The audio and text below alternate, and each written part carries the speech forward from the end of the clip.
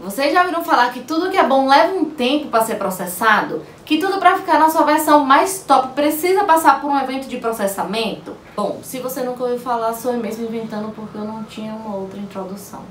Oi gente, meu nome é Thaís Magalhães e sejam muito bem-vindos para mais um vídeo neste canal. E a aula de hoje é sobre o processamento do RNA.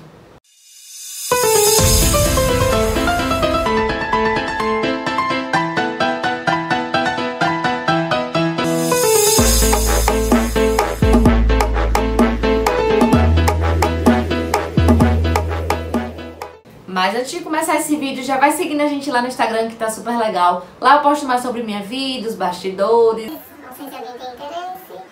Mas já vai deixando seu like. Se você ainda não é inscrito, se inscreve aqui embaixo e ativa o sininho para receber notificação sempre que tiver vídeo novo. E sejam muito bem-vindos para mais uma aula. Então, vocês devem estar se perguntando por que processar, já que o RNA está pronto no final da transcrição. Bom, gente, o processamento é uma série de eventos que envolve desde a proteção do RNA mensageiro, né, para ele migrar até o citoplasma, até o reconhecimento dele lá no ribossomo, onde vai ocorrer a síntese de proteínas ou tradução. Além disso, tem uma parte desse processamento que tem uma função evolutiva muito importante, como nós vamos descobrir na aula de hoje. Bom, mas o que é esse processamento? O processamento é o processo pelo qual o pré-RNA mensageiro vai ser transformado em RNA mensageiro.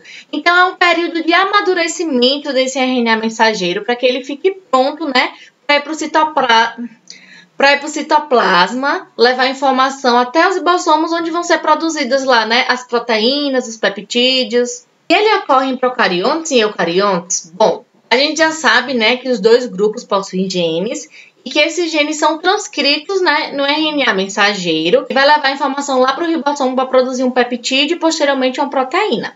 Mas se vocês notarem essa imagem, vocês vão ver que enquanto nos procariontes, nas bactérias, tudo tem o mesmo tamanho, tanto o gene, quanto o RNA mensageiro, quanto a proteína, ou seja, é colinear.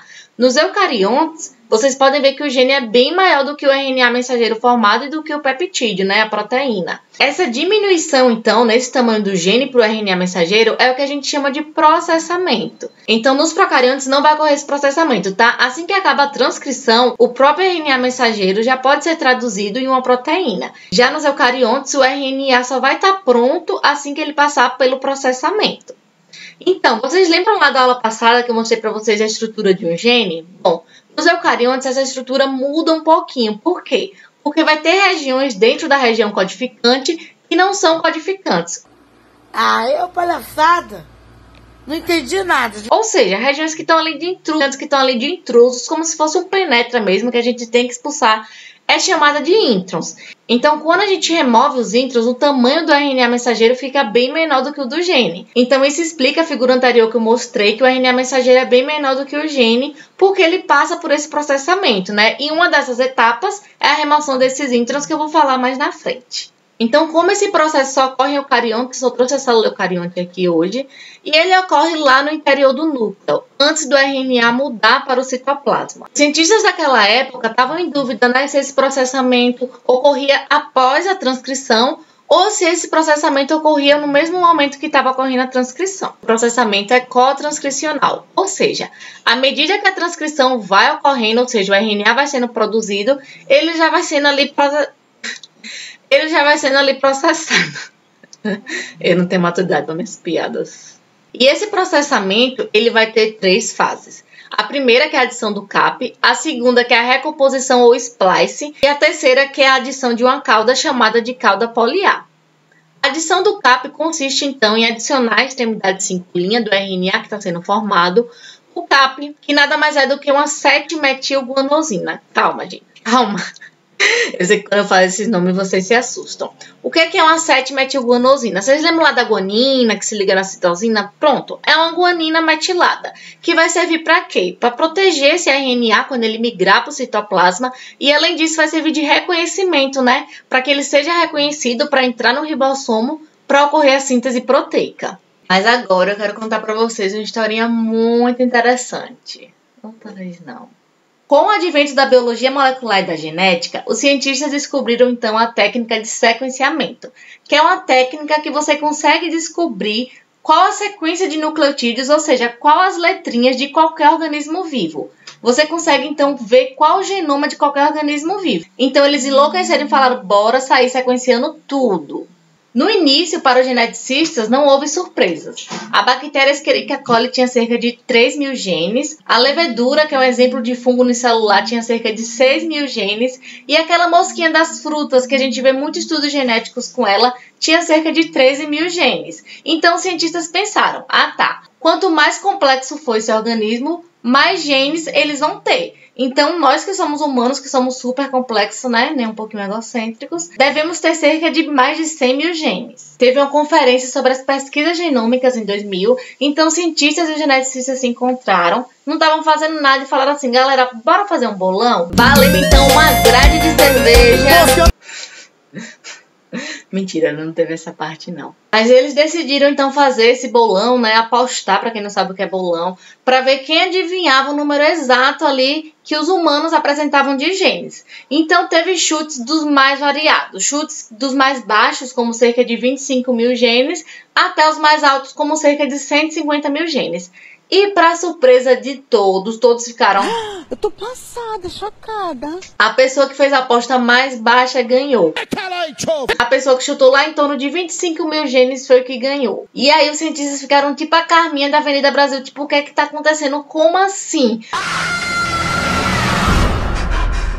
Como assim nós somos tão complexos e nós só temos cerca de 25.000 genes? Eles ficaram se questionando como os seres humanos poderiam ter apenas o dobro de genes de um nematelminto e a mesma quantidade de genes da planta Arabidopsis.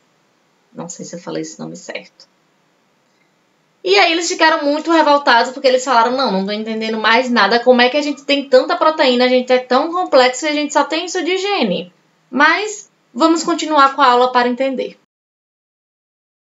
Tá, porque que do nada eu parei de contar a história e surgiu logo aqui nesse slide. Bom, o segundo passo do processamento é a recomposição ou splicing. Então, lembra que eu falei para vocês no início da aula que no meio da sequência codificante existem introns, que são intrusos, que são regiões que não tem nada ali escrito, que não tem nada para codificar, não tem nenhuma mensagem? Esses introns precisam ser removidos, certo? Então, existem lá espécies de tesourinhas que removem esses introns e esses exons são ligados. O nome dessas tesourinhas, né, que remove os introns, que une os exons, é chamado de spliceossomo. Na verdade, o spliceossomo é um complexo, né, de vários snRNAs. Quem lembra da aula de RNA? Vou estar deixando aqui no negocinho aqui em cima passando, que esses snRNAs são os RNAs envolvidos, então, com o processamento do RNA mensageiro. Eu já entendi agora. Hã? Já entendi agora. Não entendi. Já entendi agora. E o quê? Mas para você que ainda não entendeu o que é esse intron, o que é esse exon e o que é que isso tem a ver com a historinha dos geneticistas, vamos lá. Os exons, então, são as partes codificantes, que têm a informação, que a gente consegue ler como mostra aqui a figura. Só que eles estão interpassados por introns, que não tem mensagem nenhuma e que não deixa a gente ler essa frase. Então, o que é que acontece? Esses introns são removidos, os exons são unidos, e assim a gente consegue ter uma mensagem que vai ser lida lá nos ribossomos para produzir um polipeptídeo e posteriormente uma proteína. Então, vamos agora retirar esses introns e entender qual a mensagem... Oxi, me nota, por favor, poxa...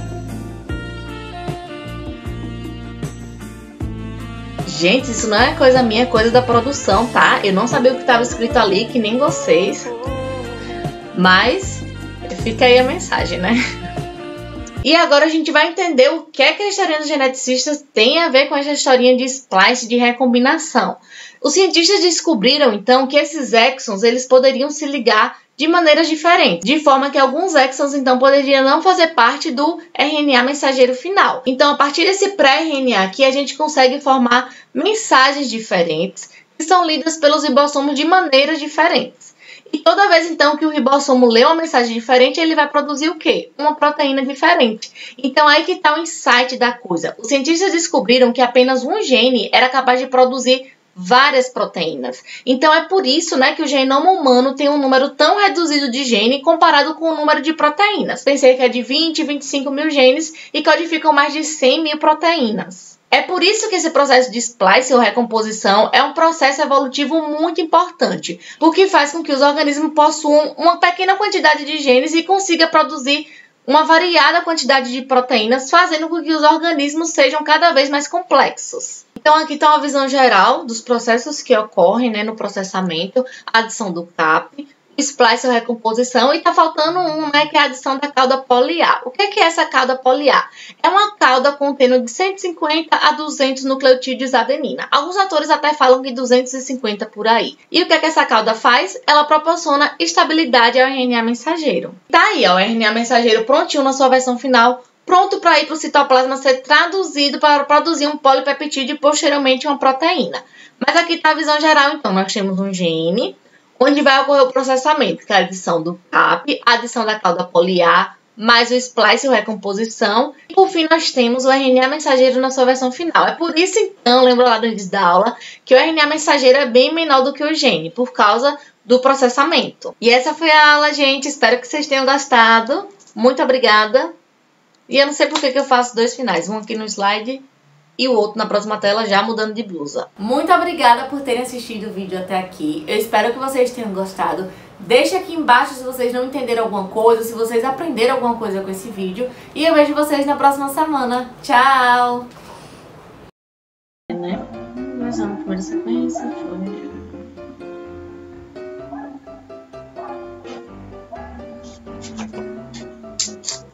Meu Deus, travou. Será que tá dando pra ouvir me perguntando? É que os humanos são um pouquinho egocêntricos, então falaram, já que nós somos os seres humanos.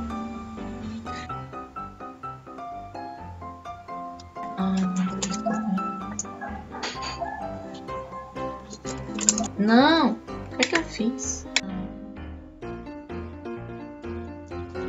Meu Deus, a câmera torta. O próprio RNA mensageiro já pode... Não acredito que eu já estou travando de novo. Maria.